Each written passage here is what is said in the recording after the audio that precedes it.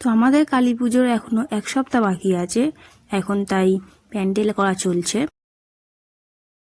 আজ হচ্ছে 21শে মার্চ, শনিবার আমাদের কালী পুজো।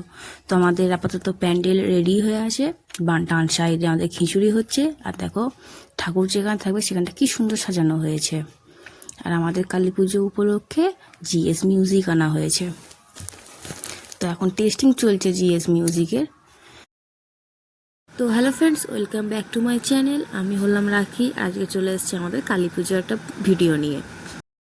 তো আমার ভিডিও যদি ভালো লাগে তাহলে তোমরা সবাই লাইক করবে, কমেন্ট করবে, আর আমার চ্যানেলটা সাবস্ক্রাইব করে দেবে। চলো দেখতে থাকো।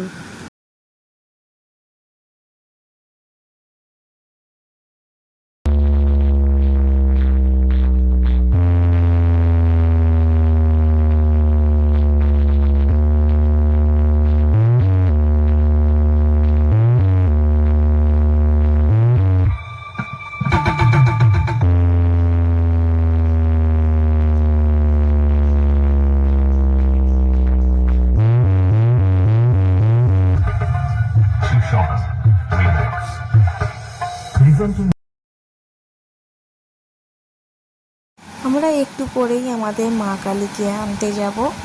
আমাদের মা কালীর গাড়ি, বক্স, সাথে সব কিছুই রেডি হয়ে গেছে। এই হলো আমার কালী পুজোর লুক। এই হচ্ছে আমাদের মা কালী। এই মা কালীরই পুজো হবে।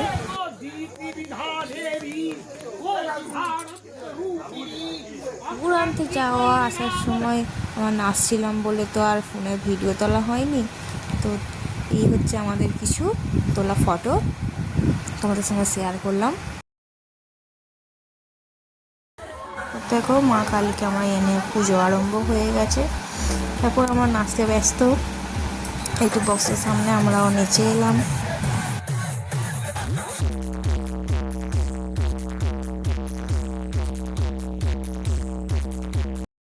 তারপর ছেলেরা নাচছিল ওখানে বলে আমরা সবাই চলে এসেছি।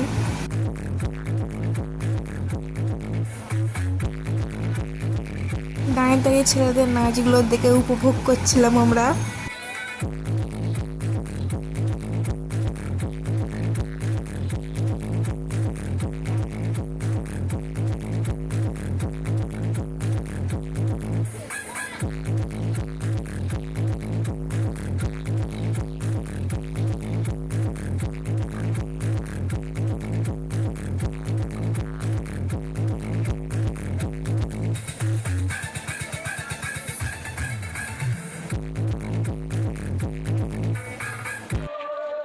তো ভোর হয়ে গেছে, এখন আমাদের মা কালীর বিসর্জন হবে। এই পুকুরেতে আমাদের মা কালী, শুধু এই মা কালী কেন, আমাদের সব ঠাকুরই এই পুকুরেতে বিসর্জন করতে আসা হয় আমাদের পাত্রপাড়া থেকে।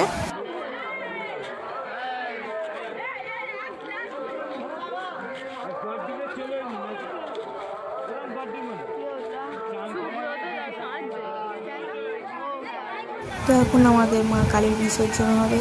আর যে কমিটির ছেলেরা আছে তারা প্রচুর পরিমাণে কাঁদছে, কতদিনের অপেক্ষার পরে মা কালীর পুজো, তাই ওরা ওদের খুব কষ্টে খুব কাঁদছে।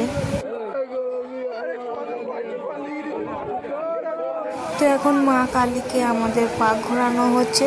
3 পাক ঘোরানো হয়ে গেলে তারপরে চলেতে বিসর্জন করে দেওয়া হবে।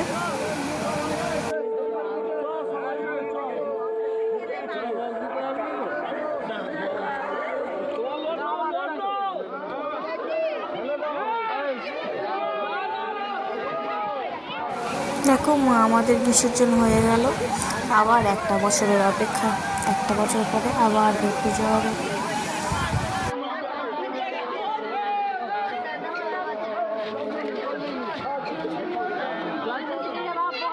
ভিডিওটা এখানেই শেষ করলাম। দেখা হচ্ছে নেক্সট ভিডিওতে। টাটা, জয় মা কালী।